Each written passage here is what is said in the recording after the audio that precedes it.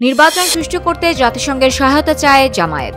দৈনিক সাংবাদিক অন্তঃপত্রিকার সাথে যুক্ত আছি আমি ঐশী চৌধুরী। বাংলাদেশ জামায়াতে ইসলামী আগামী জাতীয় নির্বাচন অবাধ, সুষ্ঠু ও গ্রহণযোগ্য করতে জাতিসংঘের সহযোগিতা ও কারিগরি সহায়তা কামনা করেছে। মঙ্গলবার 7 অক্টোবর সকাল 9টায় রাজধানীর বসুন্ধরায় জামায়াত আমির ডক্টর শফিকুর রহমানের কার্যালয়ে জাতিসংঘের ঢাকার আবাসিক সমন্বয়কারী গুয়েন লুইসের সঙ্গে সাক্ষাৎকালে এই অনুরোধ জানানো হয়েছে। বৈঠকে জাতিসংঘের আবাসিক প্রতিনিধির মানবাধিকার বিষয়ক উপদেষ্টা হুমা খান উপস্থিত ছিলেন। বৈঠকটি আন্তরিক ও সৌহার্দ্যপূর্ণ পরিবেশে অনুষ্ঠিত হয়। বৈঠকে বাংলাদেশের বর্তমান মানবাধিকার ও রাজনৈতিক পরিস্থিতি, রোহিঙ্গা সমস্যা এবং আসন্ন জাতীয় নির্বাচন সহ বিভিন্ন গুরুত্বপূর্ণ বিষয়ে গঠনমূলক আলোচনা হয়। জামায়াতের পক্ষ থেকে বলা হয়, আসন্ন নির্বাচন দেশের গণতন্ত্রের জন্য এক গুরুত্বপূর্ণ মোড়। তাই জাতিসংঘের সহযোগিতা বাংলাদেশে একটি অবাধ ও গ্রহণযোগ্য নির্বাচন আয়োজনের ক্ষেত্রে গুরুত্বপূর্ণ ভূমিকা রাখতে পারে। এ সময় জামায়াতের পক্ষ থেকে বাংলাদেশের নারী সমাজের অধিকার সুরক্ষা, কর্মক্ষেত্রে দক্ষতা উন্নয়ন ও দেশের সার্বিক অগ্রগতির ক্ষেত্রে জাতিসংঘের